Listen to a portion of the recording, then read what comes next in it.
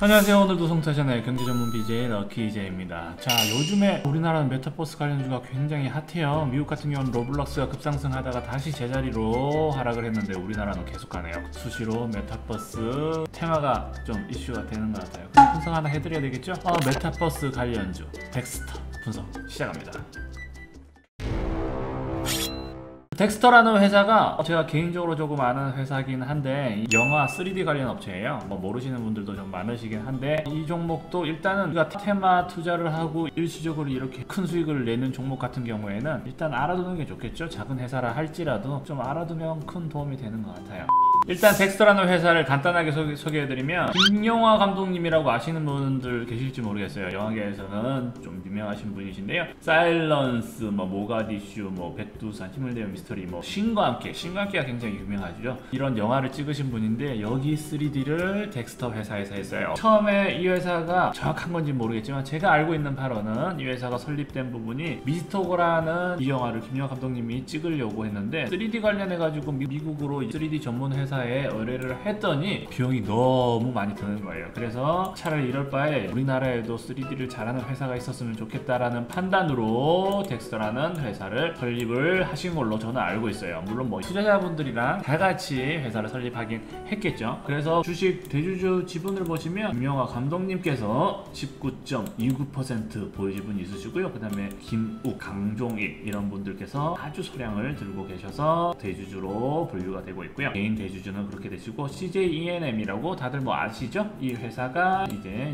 6.75%를 보유하고 있고 회사 내에서 1.5% 자사주를 또 보유하고 있네요. 그래서 실질적으로 기업 자체가 실질적으로 시가총액은 3,300억. 어떻게 영화업계에서 보면은 시가총액이 큰 편이긴 해요. 하지만 주식시장으로 봐서는 시가총액이 작은 기업이라고 볼 수 있죠. 솔직히 말씀드려서 이 영화 관련해서 제가 좀 소식도 있고 내부 정보를 좀 알 수 있는 상황이기 때문에 여러 가지 면에서 사실은 이때 얘기를 듣고 요 시점에 주가가 급등하기 전에 6월 정도에 이 주식을 살까 말까 고민을 좀 했었어요. 그 당시에 미리 샀었으면 2배 정도 올랐는데 제가 그 당시에 안 샀던 이유는 재무 분석을 해봤거든요. 재무제표로 들어가서 봤더니 당기순이익 같은 경우를 보면 2019년도를 적자를 77억이나 적자를 봤더라고요. 그리고 작년 같은 경우에도 30억을 적자를 봤고 올해 같은 경우에는 더문이라고 해서 김용화 감독의 신작 이걸 보면서 말씀드릴게요. 제 개인적으로 아는 정보는 함부로 언급을 할 수는 없고요. 다들 아시다시피 김희애 씨와 설경구 씨와 도경구 씨 이렇게 해서 영화를 지금 제작을 하고 있어요. 제가 봤을 때는 영화 제작이 지금 거의 막바지에 다다르고 있기 때문에 9월, 10월 정도 제작이 완료가 되면 아마 빠르면 10월, 11월 추석에 개봉이 가능할까요? 모르겠어요. 안 되면 연말이라도 개봉을 하게 되겠죠. 추후 상황을 봐서 그렇게 개봉이 될 텐데 물론 영화 개봉 같은 경우에는 덱스터가 직접적인 게 아니라 제가 알기로는 덱스터 픽처스라고 해서 그 회사에서 직접 제작을 하고 덱스터가 당연히 3D 부분을 맡겠죠. 그렇게 해서 같이 만들어가고 있는 걸로 알고 있었어요. 그 상황이었는데 실질적으로는 아까 말씀드린 것과 같이 재무제표가 너무 안 좋아요. 물론 올해는 영화도 제작을 하고 여러가지 상황상 앞으로는 차후 점점 좋아지긴 하겠지만 그래도 올해 추정치로 흑자를 본다고 해도 제가 보기에는 적게는 20억 많게는 70억까지 볼 수 있을지 모르겠지만 그렇다 하더라도 19년도 적자도 채우지 못하는 상황이라서 제가 투자를 하지 않았는데 문제는 향후 메타버스 관련주로 해서 이제 3D라든지 그런 기술이 필요하니까 메타버스 관련주로 묶이면서 실질적으로 급등이 시작한 거죠. 그래서 7월 22일자 이렇게 급등을 하더라고요. 이때도 어떻게 해야 되나 매수를 할까 말까 고민을 굉장히 많이 했었어요. 근데 어떻게 됐다? 이후에 주가가 막 떨어지더라고요. 그래서 저 같은 경우에는 8월 4일 며칠 전이었어요. 이때 살짝만 더 조정을 받고 다시 올라가길 바랬어요, 사실은. 그래서 그 시기에 영상을 한번 제작을 해야지 라고 했는데 어제부로 무슨 일이 있었냐? 삼성전자라든지 이제 대기업들이 메타버스 얼라이언스라고 우리나라에서 메타버스 관련해가지고 서로 연합을 해서 뭔가를 진행을 하겠다 이런 발표를 뉴스에 났었죠. 그러니까 또 이렇게 급등을 해버리네요. 참 재밌어요, 우리나라 테마주.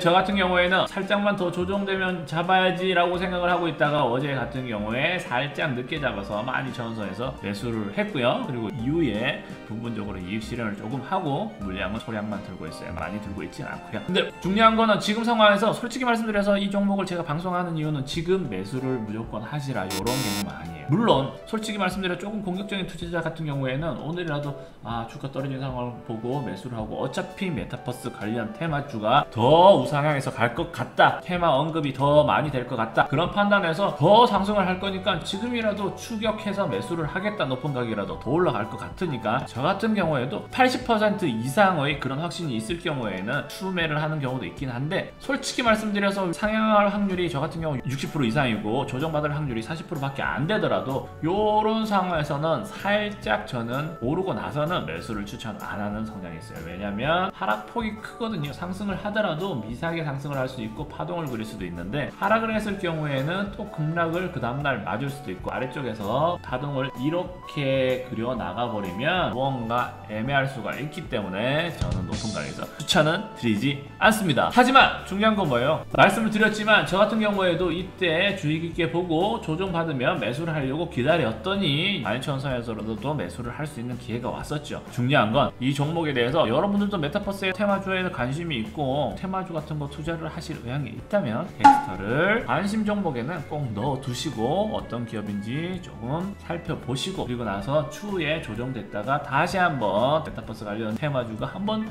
또 움직일 것 같다, 그럴 때 아래쪽에서 좀 매수를 하시는 거 좋은 방법이다 라고 생각을 하고 이렇게 추천을 드리는 겁니다. 자, 저는 고점에서 굳이 이렇게 추천은 잘 드리진 않아요. 왜냐, 그거 같은 경우 2차전지 같은 경우도 그렇고 LNF를 한번 볼까요? 자, LNF 제가 좋아하는 종목인데요, 이 종목은 좀 장토에 가려고 제가 보유하고 있는 종목이에요. 조만간 한번 이것도 제가 분석 한번 해드릴게요. LNF 같은 경우 주봉으로 한번 보시면 LNF 같은 경우에도 과거에 크게 한번 미리미리 떴었죠. 2차전지 전기차 관련주 해서 솔직히 말씀드려서 2017년도 18년도 우리가 전기차 뭐 얘기는 많이 나왔지만, 언급이 많이 나왔지만 솔직히 실용화되는 거는 미래를 내다본 건지, 실질적으로 우리가 뭐 2차 전기차, 뭐 2차 전지 관련해서 뭐 수익을 많이 보고 이런 상황은 아니었잖아요. 직접적으로 시장에서 확실히 이렇게 좋아진다 이런 분위기는 아니었어요. 지금은 어때요? 전기차 같은 경우에 지금부터는 급격하게 자동차 시장 점유율이 높아지고 전기차가 높아지잖아요. 그러니까 좋은 상황이긴 한데, 과거 같은 경우에는 이때는 언급만 됐었어요. 이제 향후 미래에는 전기차, 2차 전지가 큰 메리트로 다가올 것이다. 지금 현재 우리가 메타버스를 분석하듯이요. 그래서 그 당시에도 좀 급등을 했었어요. 이렇게 좀 많이 급등을 했죠. 조정을 하고 급등을 하고 했지만 결과론적으로는 조정을 또 받기 시작하죠. 그리고 나서 어때요? 이번에는 이렇게까지 올라갔잖아요. 주봉을 보시면 작년 여름부터 해서 와 어마어마하게 갔어요. 지금 5배, 6배를 갔어요. 이때는 왜냐? 이제는 본격적으로 몸에 와닿잖아요. 전기차 관련해서 2차전지 관련해서 몸에 와닿고 수익 실현이 정확하게 막 보이기 시작하니까 이때는 이렇게 급등해서 쭉 N자형 상승이라고 그러죠. N자형을 그리면서 쭉 상승을 하는 거죠. 주봉 기준으로 말씀드리는 거고요. LNF도 관심을 꼭 가지십시오. 충분히 아직 전기차 2차전지 시장 많이 남아있어요. 일시적으로 이슈가 됐다가 또 일시적으로 소외를 받았다가 반복을 하겠지만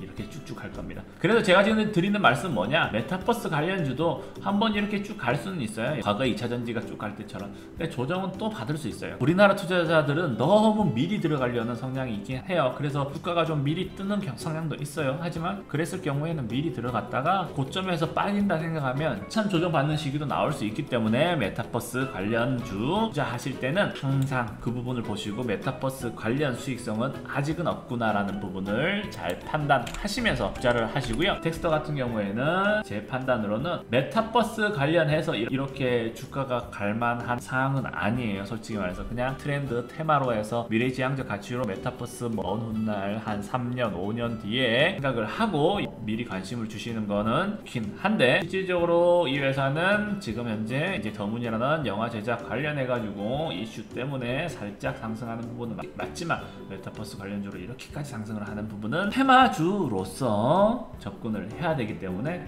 일시적으로 또 조정받을 수 있다는 부분 명심을 하면서 투자해야 될 것 같습니다.